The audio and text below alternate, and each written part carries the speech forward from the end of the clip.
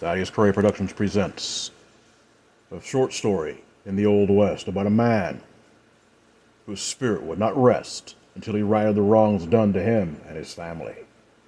I present to you a story of a man whose determination led him beyond the gates of death to come back and right the wrongs that had been done to him. I present to you, my friends, the Gunman. The man known as Nedry Barlow had done many things. He had murdered women, children, men. It mattered little to him. In a small Texas town, in a saloon, he sat nursing drinks. He was one of the most wanted men in the state, but in the end his gun was faster than most. Everyone who came after him, despite the reward that was on his head, he had sent screaming straight to hell. He was a big man, older. A lot of the muscle he had gone to fat. He didn't feel guilt for much of anything, even the time in which he had been a corrupt sheriff in a small town. He had made the town his own, exploited his power, as well as abused the badge. It was only when the townspeople rose up and drove him out that he found himself powerless, truly for the first time. He knew his time was coming. He remembered too well the time in which he had stumbled across the man known as Adam Cervantes. Adam was a small man, didn't say much. The man had put up a fight, a good one too. Then of course the man had been a former Confederate soldier, so needless to say, well, there was very little trouble in the end for Nedry to lay him low. He had his fun with the wife. He put 2 bullets in the son's head without even an issue. But he remembered one thing. The wife whom he had killed, her name had been Marion, and she told him, "I will see you in hell. I want you to know that."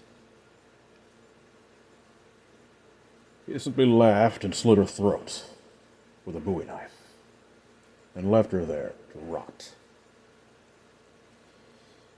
The woman had obviously been injured, so in the end, whatever. Those people were backward savages anyway.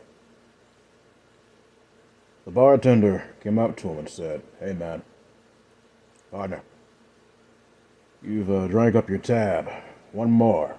Is that too much to freaking ask?" "Fair enough. The way you're acting like a dead man walking. Why is that?" Nedry smirked. "We all gotta die sometime. Maybe you before me, or otherwise." The bartender didn't cave to the threat. He chuckled lightly. "Well, gotta go ahead and let you know, this is it. You gonna go ahead and pay for staying the night, or what?" "Yeah, of course." He threw some coin on the table. The man nodded and took it. "Upstairs to the left. There's only one room available. Take it or leave it." "Not a problem," Nedry said. He finished the last of his whiskey, and he went upstairs. He looked in the mirror, smirked. He had done so many things. He didn't regret it. His mama had told him he'd been born without a soul, and maybe that was the truth. He didn't know. Yet in the end, well, maybe it didn't matter.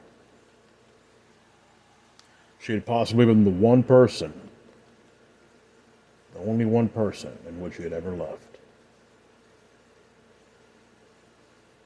Barlow looked across the room, and he saw there was a place he could draw a bath. Fair enough. He got undressed and made sure his gun was nearby, just in case. As he relaxed in the tub, he saw someone coming up to him. The man was small, but had massively broad shoulders. Don't even think about it, the apparition said. He was dressed casually for the time. However, there was one thing that was different. The man wore a top hat instead of the usual cowboy hats which most people wore at this time. Nedry raised a brow. Do I know you, boy? Yeah, old man, you know me. You killed my wife. Took 2 bullets in my son's head. You, he said. That doesn't make any sense. You're dead. Adam laughed lightly. You sure tried, I'll give you that. After you burned down my cabin with me in it, my wife, my son, I don't know. Somehow I survived. She knew old ways, old knowledges. Just the way of it. You know why I'm here, right? If you're gonna do it, fucking do it. Fair enough?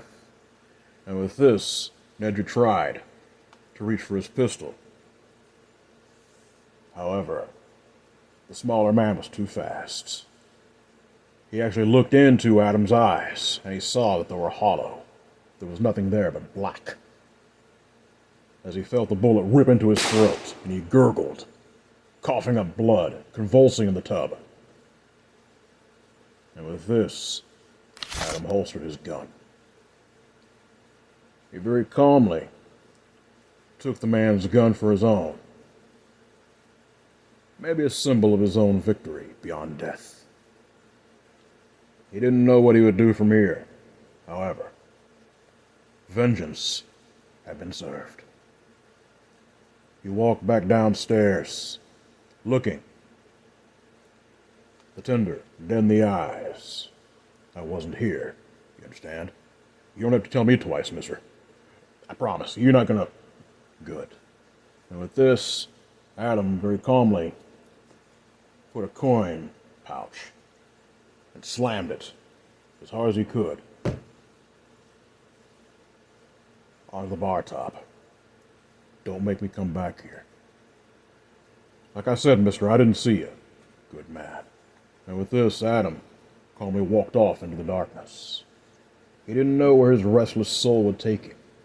But for now, his family had been avenged, and at least in this moment in time,